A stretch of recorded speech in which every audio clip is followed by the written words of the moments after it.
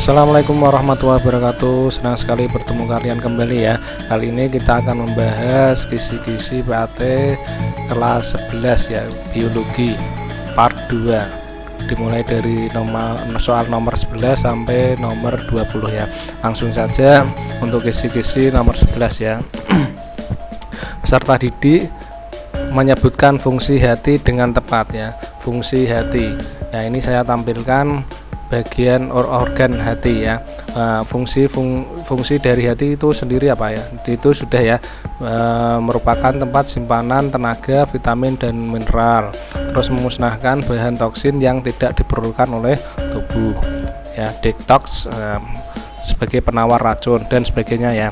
Dan hati bisa menghasilkan yang namanya zat bilirubin ya. Diingat-ingat nih ya, fungsi dari hati. Poinnya adalah fungsi hati.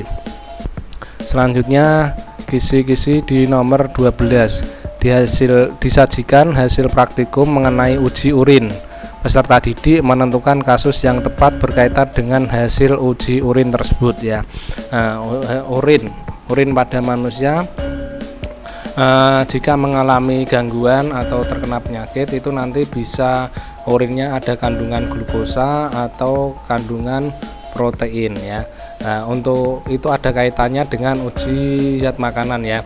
Untuk uji glukosa itu menggunakan uji Benedict ya. Nanti hasilnya adalah merah bata. Berarti nanti misalkan seseorang ketika urinnya diuji di lab itu kok menghasilkan warna perubahan merah bata, maka urinnya mengandung glukosa ya. Penyakitnya namanya diabetes mellitus, yang diserang itu di glomerulus ya.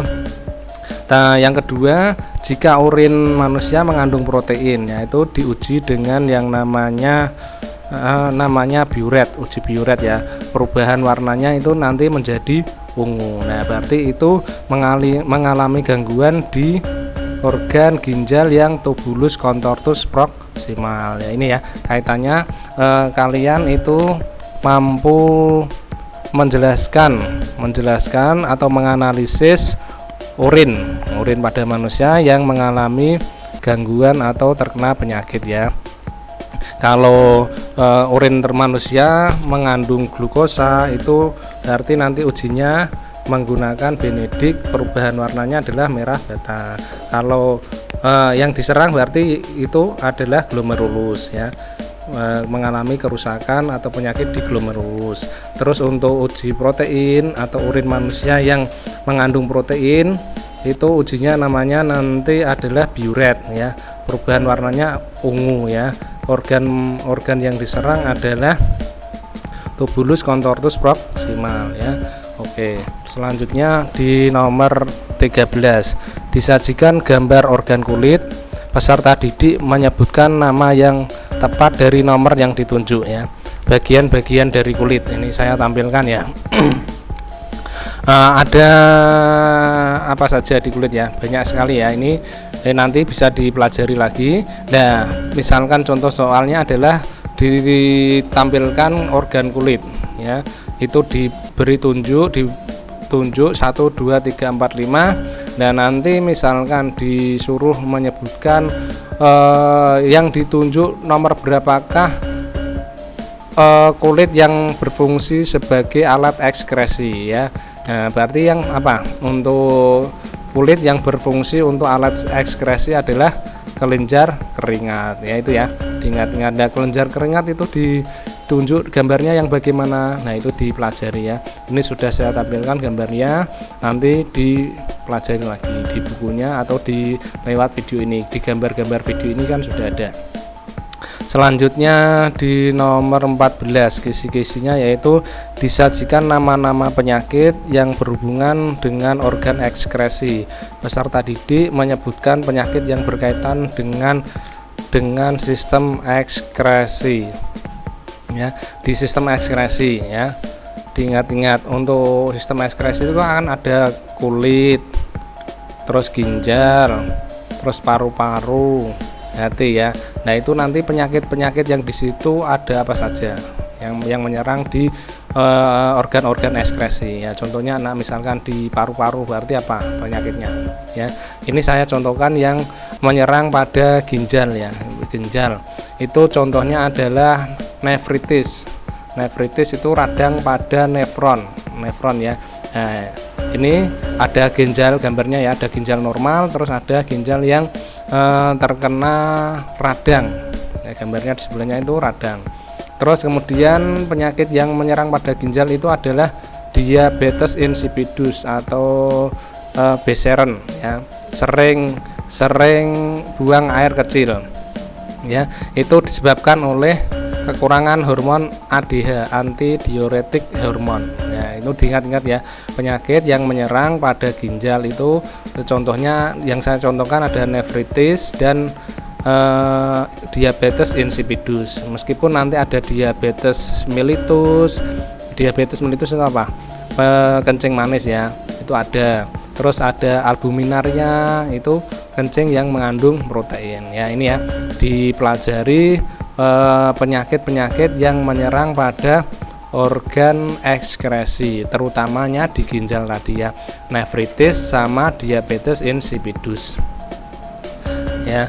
Terus selanjutnya di nomor 15 ya, disajikan hasil praktikum mengenai uji urin. Peserta didik menentukan organ yang terganggu dengan hasil uji urin tersebut. Untuk nomor 15 ini hampir sama dengan nomor 12 ya, di soal nomor 12 atau di kisi-kisi nomor 12 tadi ya.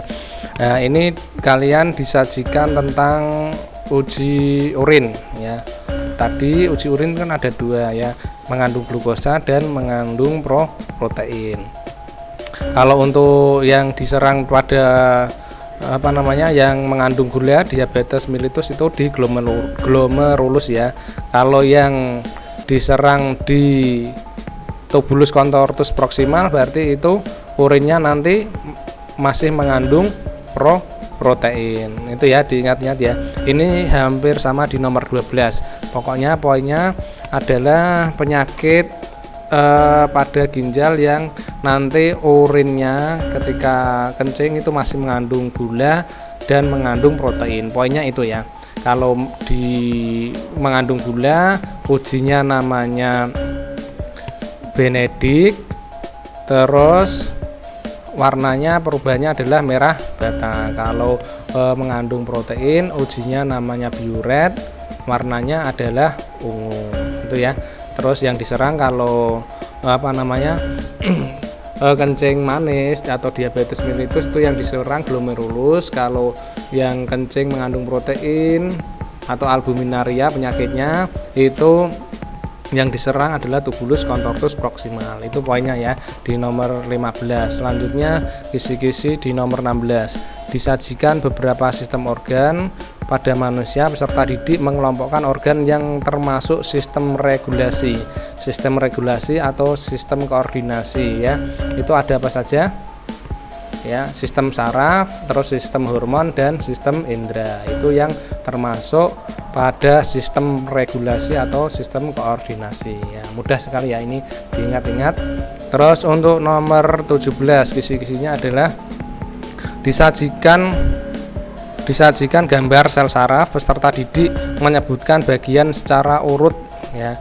Mudah sekali ini ya. Saya tampilkan sistem saraf pada manusia atau gambar sel saraf yaitu ya, ada dendrit, badan sel, nukleus, sel squam, selubung myelin, nodus Renfier, dan sinapsis. Nah, nanti di soal itu yang ditunjuk di nomor berapa, atau ditunjuk dendrit atau di nukleus, disuruh menunjukkan. Atau misalkan ada gambar yang termasuk dendrit, selubung myelin, nodus Renfier di nomor berapa. Nah, ini kalian poinnya harus menghafal gambar-gambar sel saraf ini ya. Nomor 17 mudah sekali ini, di materi SMP sudah ada atau di materi MTS. Terus selanjutnya di nomor 18, peserta didik dituntut menyebutkan bagian-bagian saraf secara tepat berdasarkan penyusunannya ya. Saya ulangi lagi, untuk nomor 18 peserta didik dituntut menyebutkan bagian-bagian saraf secara tepat berdasarkan penyusunannya ya. Ini saya tampilkan untuk gambar atau di sistem saraf atau di apa namanya ini. Nah, ini ada peta konsep ya. Sistem saraf. Sistem saraf itu ada sistem saraf pusat dan sistem saraf tepi ya. Untuk sistem saraf pusat sendiri itu adalah pusatnya di otak dan sumsum tulang belakang ya. Nah, ini poinnya di sini ya. Sistem saraf pusat itu tadi muaranya di otak dan di sumsum tulang belakang. Kalau di otak itu nanti sadar, sistem sarafnya sadar. Kalau di sumsum tulang belakang adalah tidak sadar. Ya ini ya. Selanjutnya di nomor 19 kisi-kisinya adalah disajikan kasus uji refleksi. Peserta didik menyebutkan jalur lengkung refleksi secara tepat. Nah ini ya, untuk gerak mekanisme gerak refleks atau gerak tidak sadar ya, diingat-ingat ya. Input pertama ada input atau rangsang, terus dilanjutkan di reseptor ya, sel saraf reseptor yang menerima, terus sel saraf reseptor akan diterima saraf sensorik. Nah ini ya, diingat-ingat kalau gerak refleks tidak sadar muaranya di sumsum tulang belakang ya. Kalau sadar nanti otak ya, bedanya di situ toh. Terus selanjutnya setelah sumsum tulang belakang akan dilanjutkan oleh saraf motorik, terus saraf motorik dilanjutkan ke efektor. Nah, efektor untuk menyuruh untuk menghasilkan sebuah gerakan. Ya ini ya, diingat-ingat untuk mekanisme gerak refleks. Saya ulangi lagi, dari adanya rangsangan terus diteruskan reseptor, saraf sensorik akan diteruskan di pusatnya sumsum tulang belakang, terus saraf motorik, terus efektor, terus gerakan. Itu ya di nomor 19 poinnya di situ.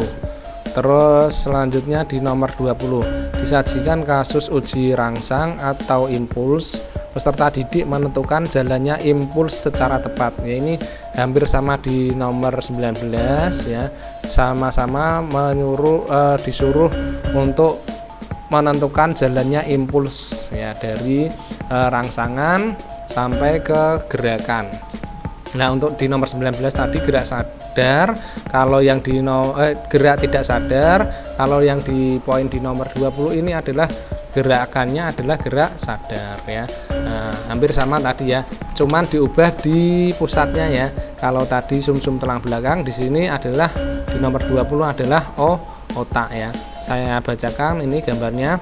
Yang pertama adalah rangsangan, terus reseptor, terus saraf sensorik atau neuron sensorik, terus pusatnya di otak ya. Otak akan dilanjutkan ke saraf motorik atau neuron motorik. Setelah neuron motorik maka akan diteruskan ke efektor dan menghasilkan sebuah gerakan. Nah ini ya, paham ya, ini 20. Hampir sama nomor 19 dan nomor 20. Perbedaannya tadi ya, pusatnya sumsum tulang belakang dan otak saja. Kalau gerak refleks atau gerak tidak sadar, pusatnya di sumsum tulang belakang. Kalau yang gerak sadar, pusatnya di otak ya. Tinggal menghafalkan itu. Sekian dulu ya yang kita pelajari hari ini. Mudah-mudahan yang kita pelajari hari ini bisa bermanfaat. Kurang lebihnya mohon maaf ya. Apabila video ini bisa bermanfaat, mohon dukungannya dengan like, subscribe, dan komen ya. Sekian, wassalamualaikum warahmatullahi wabarakatuh.